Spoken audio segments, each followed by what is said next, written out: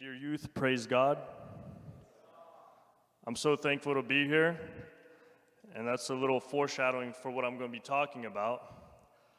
My topic that I'd like to speak on today is about the importance of having a grateful heart, or just being grateful. And, you know, from a young age, we are all, even people in this world, are raised to be thankful, you know, to say thank you, please, have good manners. And we as Christians especially, we are also told to be thankful.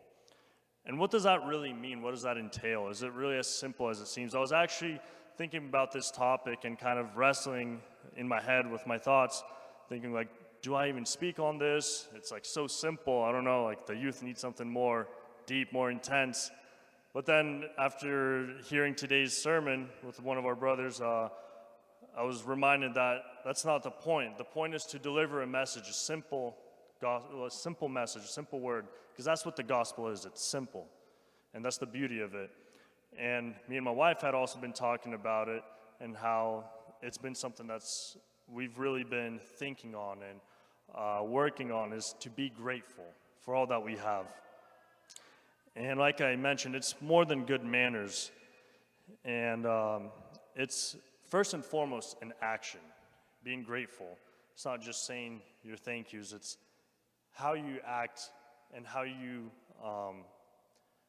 follow up with a good deed or something that is given onto you. And I mean, a simple example is we all drive here, but you let somebody through, you know? You see that they need to get in, you let them through, and they just drive in, and they don't give you a little wave. You know, what is our reaction? I mean, I'll tell you mine. I'm like, bro, like I just been robbed.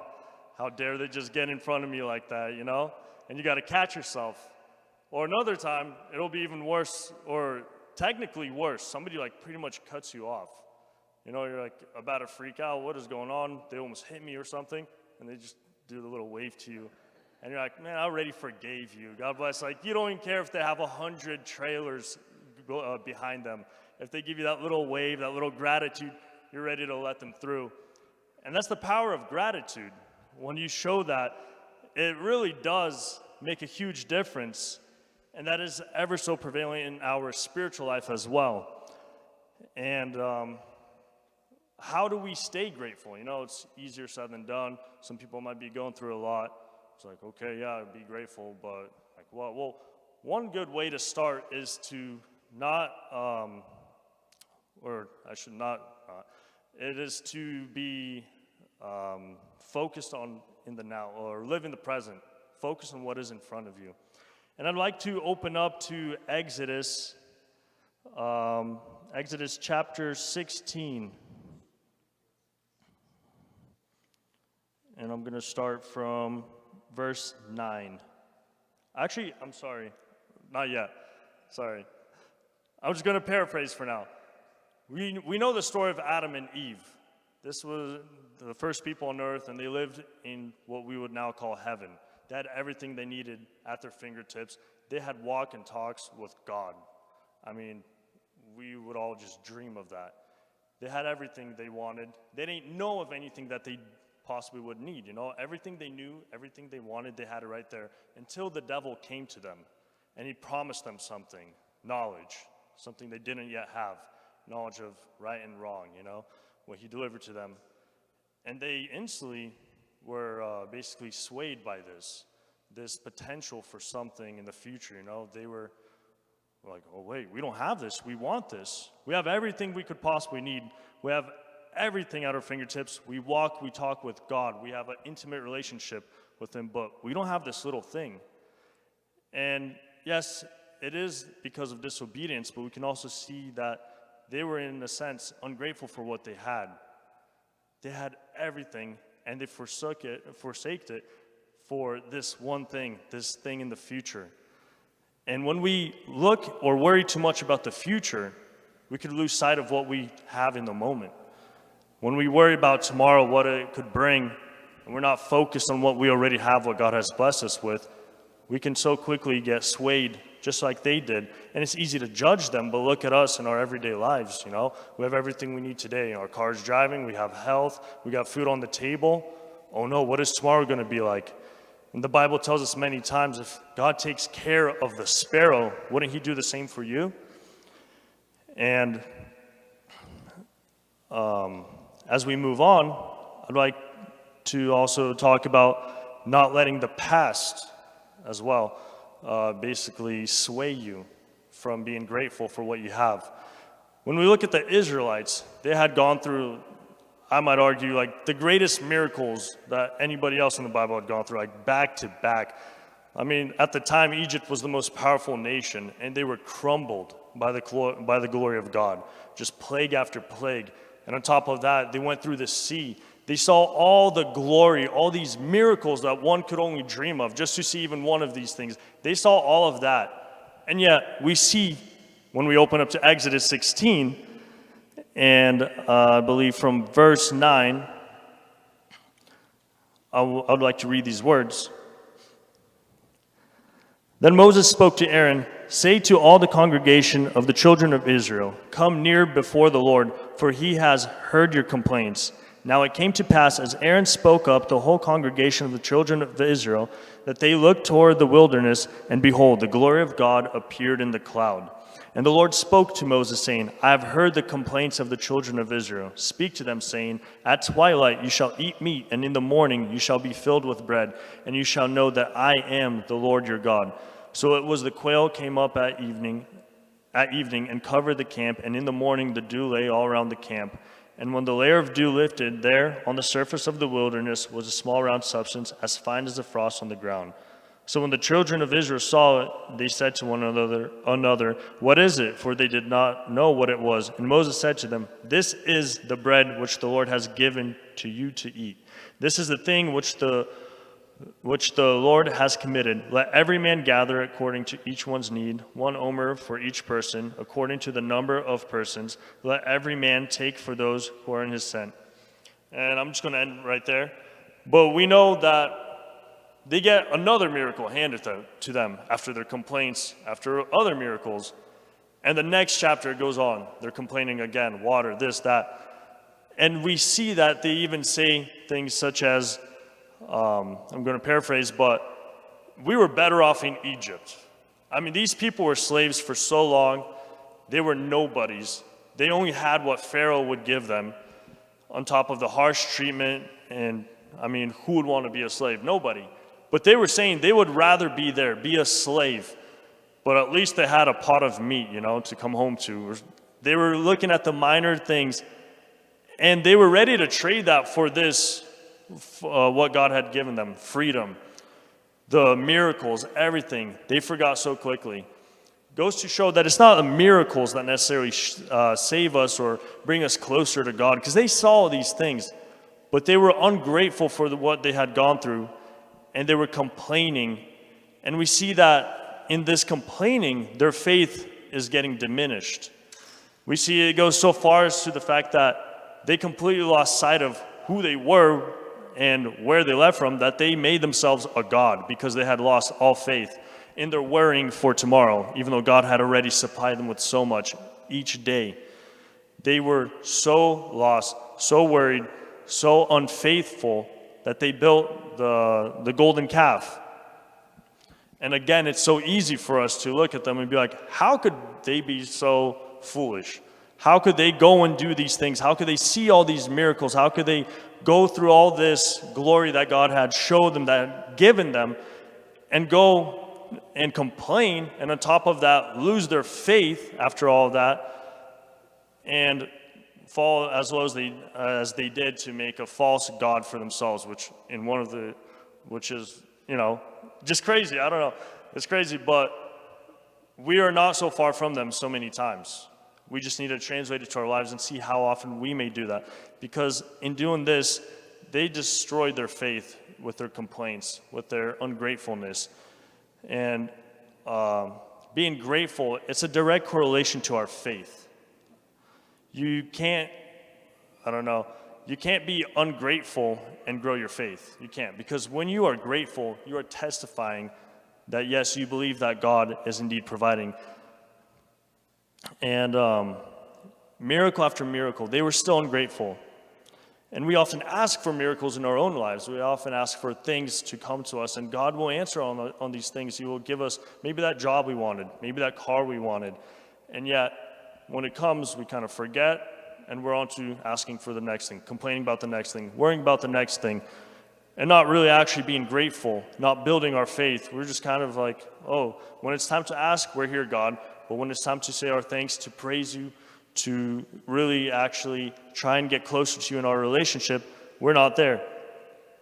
And we can just as easily make false gods for ourselves, whether it be with careers, whether it be with our hobbies or anything else. We all know that it is so easy. You don't have to go melt a golden calf to make a false god these days. It's even easier nowadays than it was then. And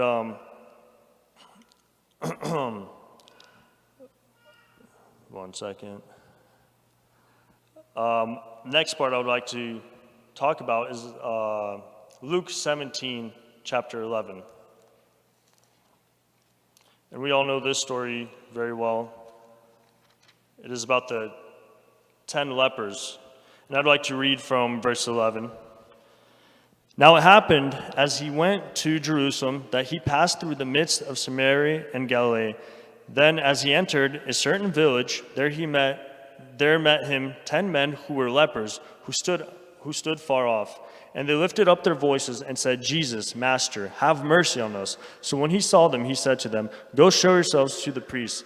And so it was, as they went, they were cleansed. And one of them, when he saw that he was healed, returned, and with a loud voice glorified God. And he fell down on his face at his feet, giving him thanks. And he was a Samaritan. So Jesus answered and said, Were there not 10 cleansed? But where are the 9? Were there not any found who returned to give glory to God except this foreigner? And he said to him, Arise, go your way, your faith has made you well. And this is just kind of affirming what we've been talking about. We see these 10 lepers that were healed, and only one returned. And we see that Jesus is disappointed in this. He's asking, Where are the other 9 guys? I healed 10 of you, only one returned. Where are the 9? And it's not because Jesus is waiting for them to come and say, Thank you, Jesus, we're healed now, and go. That's not the point. It's not about the manners, as we said earlier. What they missed out on was much deeper than that. It was a spiritual fulfillment. When we are grateful, we get a spiritual fulfillment from Christ. He sees that we are grateful, and when we show it with our life that we are grateful, when we repay in likeness, he rewards us even more so. And what they had, I don't think Jesus took their healing, but they missed out on more than what this guy had. This guy was blessed more than any of the 9, I can say without a doubt. And it's so easy for us to also ask for these things, receive them, and just go on and forget. I mean, many times I've done the same. I go and ask God for certain blessings, I receive them, and then way later I'm like, oh wait, I already have this. I've had this, and you got to catch yourself and be thankful to God for it. And when you are, you get that spiritual fulfillment. You actually have accountability for that thing you get. It's like when you give a kid a toy or something, if he doesn't have any value to it, he's not really going to be grateful for it. If he has to work for it, or if you see that he's appreciative of it and truly grateful, he's going to take care of that toy, and you're going to want to give him more. But if he's just spoiled and he breaks that, why would you give him more? It's a waste. And so my next part I'd like to talk about is a simple example. For instance, we all work for a living. We all have to. And say that you're working at a company and you're working real hard. You know, you're trying to make something to get things going. And what you need is a raise, you know? What are you going to do? You're going to work hard and you're going to expect that raise. And you're going to have faith that that boss is going to give you the raise. And when he does, what's the right thing to do? Continue to work harder and get another raise. And if that boss gives you a raise and you're like, okay, cool, I'm making more now and I don't have to try as hard because I'm making more, whatever. Can you rely on the fact that you'll get another raise from that? Absolutely not. You got to keep working, and you got to show that you're grateful by working and putting in more work, bring more to the table. And it's a cycle that goes on, same thing in our spiritual lives. And it's not that we're expecting material things from Christ. It is he blesses us no matter what. Even if this example could be flawed, because some people could have terrible bosses that don't bless them, don't give them raises, no matter how much work they put in. God will never cheap out on you. He will never just let you slip by while you work hard and not give you anything in return. He will absolutely bless you. Many times it won't be the way you expect. It won't be maybe that material thing you're looking for. Maybe it will even be in health. You're missing out on something. But he will bless you in ways maybe you won't see at the time. I had an uncle that was paralyzed, and people were saying, hey, we have this guy, he prays and he does healings. Like, if he prays for you, maybe you could get healed too. And then you could be thankful to God. And he said, I'm already thankful because this saved my life, and I don't need to be healed. For 2 years, though, he was paralyzed. And before that, he was living in the world. And he said that paralyzation of his neck is actually what saved his life. And so he said, I would rather be paralyzed, even though for a long time he didn't understand why, because he was praying for healing for over a year, didn't receive it until later. He said, I'd rather be paralyzed because I'm afraid I'll go back into the world if I'm healed. And that brings me to my next example. It's actually a story I heard in another sermon. There was a king and a best friend, I guess his advisor or something like that, and they would always do everything together. You know how kings are, they got like their main group. And anything that ever happened, his advisor, his friend would always say, and for that, thank God. And the king like fell off a horse, and he's like, oh, what are you going to say to that? And he's like, and for that, you got to thank God. He's like, how does that make any sense? But the king kept him around because he liked him and everything. And at one point, they were hunting, and the king gets injured and loses a few fingers. And the king's all like frustrated. He comes up to his friend, the advisor, and he's like, what do you got to say about this? And the guy's like, and even for this, you got to thank God. And the king gets so irritated and annoyed by his friend, he sends him off to prison, locks him up, forgets about him. And years later, the king, doing king things, is on an expedition, you know, probably seeking out new lands or something to conquer or whatever, I don't know. But anyway, him and his group, they get captured by cannibals. And the cannibals are slowly eating through this whole group that were with the king one by one. And they get to the king and they see he's missing fingers. And they decide not to eat him because they don't eat deformed people or people that are missing limbs or anything like that. And and basically they let him go. So he makes his way back to the kingdom. First thing he does is he returns to his friend, and he starts apologizing. He breaks down. He's like, I'm so sorry. I can't believe I did that for you. How would you ever forgive me? I'm such a bad friend.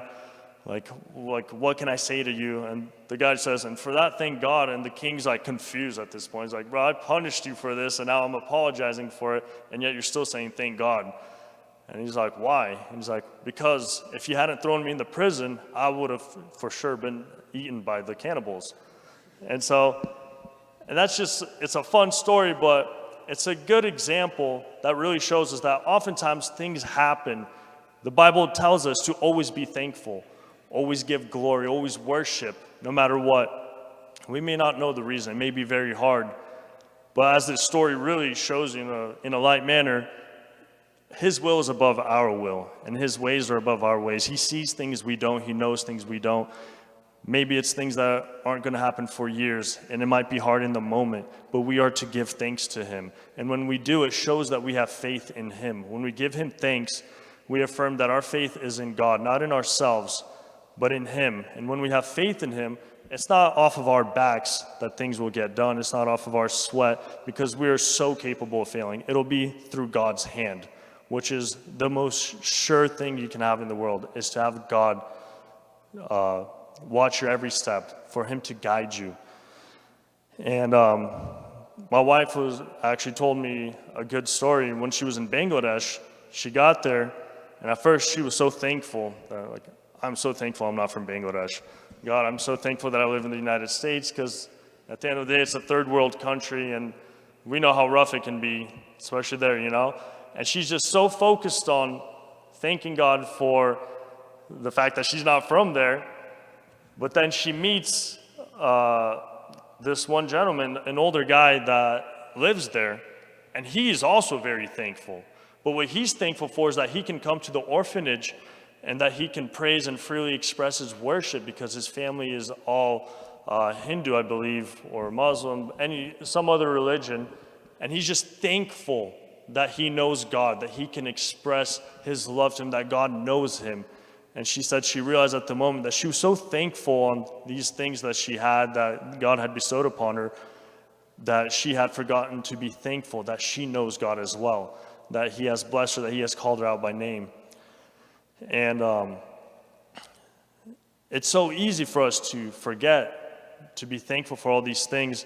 And maybe somebody is going through something so rough right now that maybe in their life there's nothing to be thankful for, it seems. There's one thing we can all be thankful for always, and that is for the cross, that Jesus died for us, that he knows each and every single one of us by name. He knows down to the very last count, how many hairs on your head. He knows each and every single one of you. And for that, we can be thankful. Because it's all a matter of perspective. If you could live in a life of negativity, you could constantly complain. You could be like the Israelites, like many other examples, where you are just finding the negative, you are complaining, and you are diminishing your faith. We are saved through faith. And if we demolish that faith through our complaints, not being grateful, what can we expect? Humans are naturally always seeking out patterns. We are always seeking out we find one thing, we start seeing things that match it, you know? If you start finding one good thing, you are quickly going to find more, or vice versa. And life is just so much more beautiful when you are grateful to God. All the things that he has given us. We live in a beautiful country where we can freely express and worship our God, where we can gather like this without persecution. And I would just like to give God all the glory, all the praise. Let us rise and thank him for all that he has given us. Amen.